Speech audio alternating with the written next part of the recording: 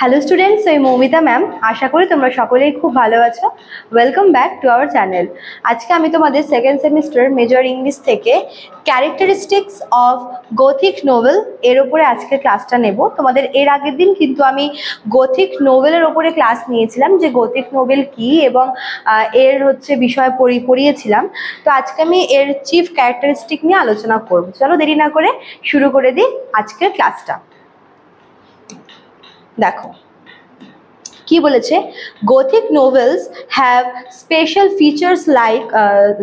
Features that make them different from other stories. ঠিক আছে, দেখো গথিক নোভেল কিন্তু আদার্স নোভেলের থেকে একটু ডিফারেন্ট, ঠিক আছে, এবং কিছু স্পেশাল ফিচার্স রয়েছে যার জন্য কিন্তু আদার্স ফর্ম অফ নোভেলের থেকে গথিক নোভেলকে একটু অন্যভাবে কিন্তু দেখা হয়। ঠিক আছে, they mix horror, mystery and romance. এবার এই যে গথিক নোভেলস যে আছে এগুলোর মধ্যে আমরা কোন কোন বিষয় দেখি, এগুলোর মধ্যে যেরকম হরর রয়েছে ঠিক তেমনই কিন্তু মিস্ট্রি রয়েছে এবং সে সাথে রোম্যান্সও রয়েছে। মানে তিনটের পারফেক্ট ব্লেন্ডিং কিন্তু আমরা গথিক নোভেলে দেখতে পাই। ঠিক আছে, the stories are often dark, emotional and full of suspense. এবং এই যে গথিক নোভেল, এগুলোর যে গল্প, গথিক নোভেলের যে মূল যে স্টোরিটা, সেই স্টোরিটা কিন্তু প্রায়শই কি হয়, ডার্ক হয়, ইমোশনাল হয় এবং যাতে প্রচুর পরিমাণে কিন্তু এখানে সাসপেন্স থাকে। আচ্ছা, one main feature is the setting. তো প্রথমে হচ্ছে গথিক নোভেলের সেটিংটা। Gothic novels usually take place in old castle, haunted houses or lonely places. এক সেকেন্ড, হ্যাঁ।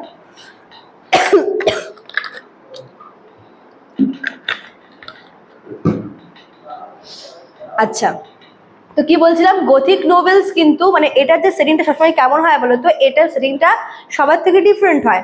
মেইনলি কোনো মানে ওল্ড ক্যাসেল বলো বা কোনো হন্টেড প্লেস, হন্টেড হাউস এবং লোনলি প্লেসে কিন্তু আমরা এই গথিক নোভেলের মেইন সেটিংটা থাকে।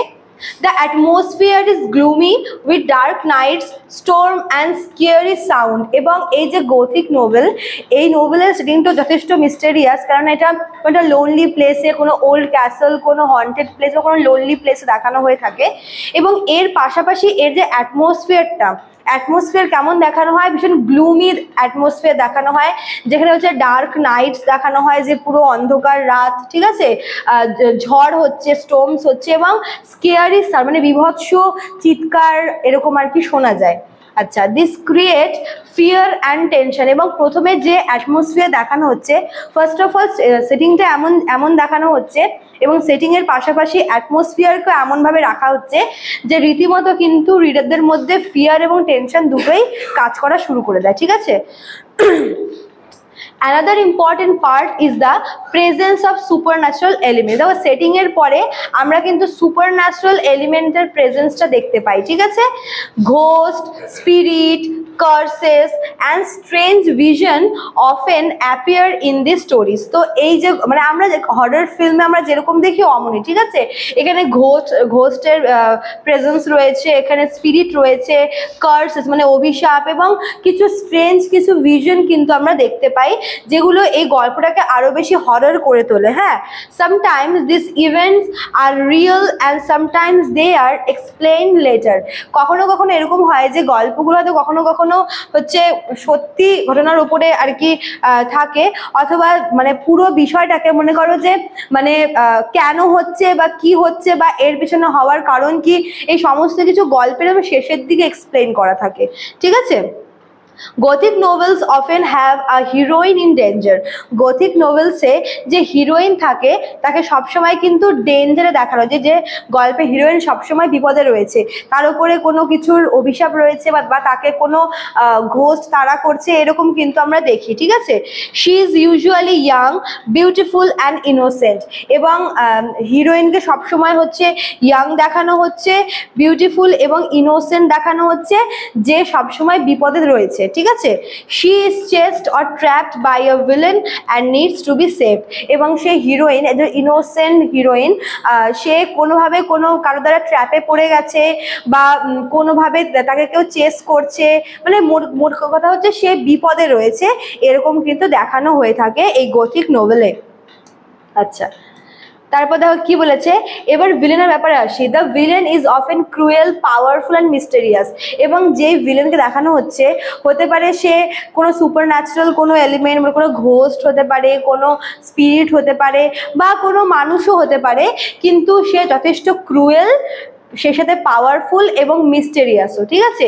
হি may use fear, lies or magic to control others. এবং তার মধ্যে হয়তো কোনো ম্যাজিক্যাল পাওয়ার আছে, বা সে নিজে ভীষণ ভয়ঙ্কর, অন্যদেরকে সে ভয় দেখাচ্ছে, অন্যদেরকে সে মানে কি বলবো ভয়ে রাখছে। তো এরকম একটা বিষয় আমরা এই গথিক নোভেলের যে ভিলেন রয়েছে তার মধ্যে কিন্তু দেখতে পাই।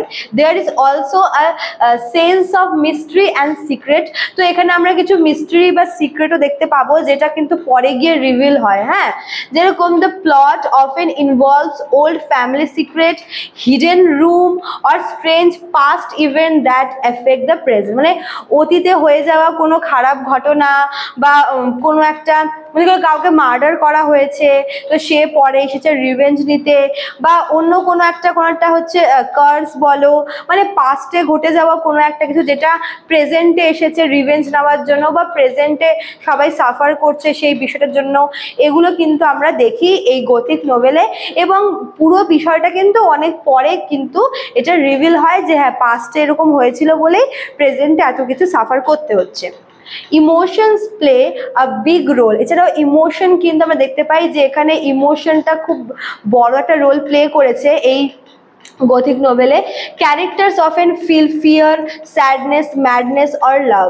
তো ক্যারেক্টারদের কখনো কখনো মানে কি হচ্ছে যে কখনো সে ভীষণ ভয় পাচ্ছে, কখনো সে ভীষণ দুঃখ পাচ্ছে, তার হার্ট ব্রেকিং হচ্ছে, কখনো সে মানে কোনো কিছু দেখে ভয়ে পাগল হয়ে যাচ্ছে, বা কখনো সে হচ্ছে মানে প্রেমে পড়েছে, এরকম জিনিসগুলো দেখানো হয়ে থাকে। The stories show the dark side of, বাকি লেখাটা পরে আসেনি, ঠিক আছে। তো তোমরা এতটুকুই হচ্ছে এটা রেখে দিও। চলো, তো মেন আমরা যেই বিষয়গুলো দেখবো, দেখো ফার্স্টে হচ্ছে আমরা এর সেটিংটা দেখবো ভালো করে, তারপর হচ্ছে আমরা এর যে প্রেজেন্স অফ সুপার ন্যাচারাল এলিমেন্টসটা দেখবো, তারপরে হচ্ছে হিরোইন দেখবো, ঠিক আছে। আচ্ছা, ভিলেন দেখবো, আর হচ্ছে এর সেন্স অফ মিস্ট্রি, সিক্রেট এবং ইমোশনটাকেও কিন্তু দেখবো। তো এইগুলো হচ্ছে তোমার মেইন গথিক নোভেলের যে মেইন ফিচার্স বলতে পারো, বা ক্যারেক্টারিস্টিক, যেগুলো কিন্তু এটা গথিক নোভেলের থাকে। আমরা দেখি, আমরা কোনো হরর ফিল্মেও কিন্তু এই জিনিসগুলো আমরা দেখি। কাজেই তোমরা কিন্তু খুব ভালোভাবে এটা প্রিপেয়ার করতে পারবে, কারণ গথিক নোভেলটা কিন্তু ভীষণ হচ্ছে মানে রিলেটেবল, ঠিক আছে। আচ্ছা, তো দেখো দুটো নাম্বার দেওয়া আছে, সেই দুটো নাম্বার আমাদের সেন্টারের হেল্পলাইন নাম্বার। যারা আমাদের কাছে অনলাইনে পড়তে চাইছো তারা এই দুটো নাম্বারের মধ্যে কোনটা নাম্বারে আমাদের সঙ্গে যোগাযোগ করে নিতে পারো। চলো, আচ্ছা এতটুকুই থাকলো, দেখা হচ্ছে নেক্সট ক্লাসে।